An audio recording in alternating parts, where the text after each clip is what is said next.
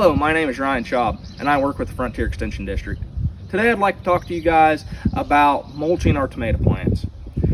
Our soil temperatures are now at a level where our tomatoes can benefit from mulching. And if you've never grown tomato plants or if you've never mulched them, let's talk about why we might do that.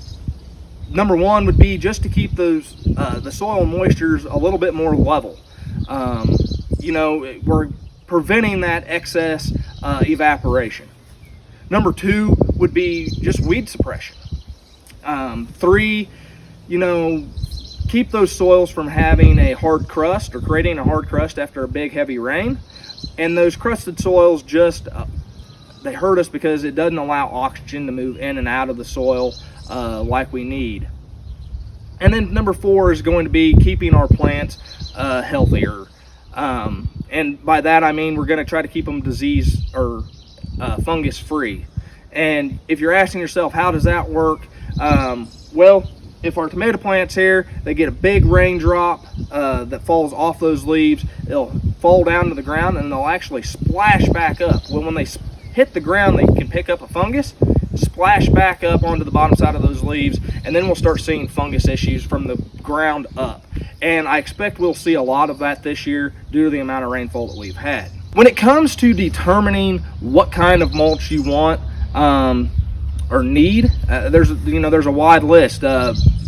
Wheat straw is by far the most popular mulch that we see used for tomato plants.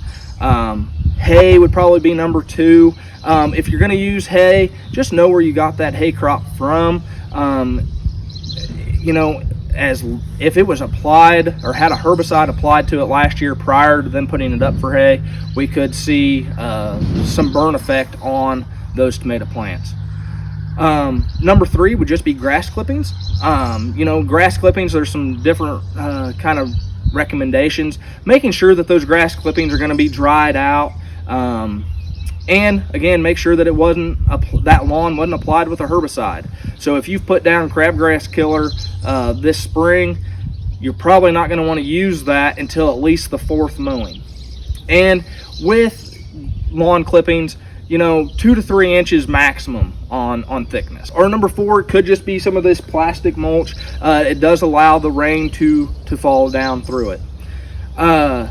So with that, if you guys have any questions regarding mulching or tomato plants, don't hesitate to give me a call. The office number is 785-448-6826. Thank you.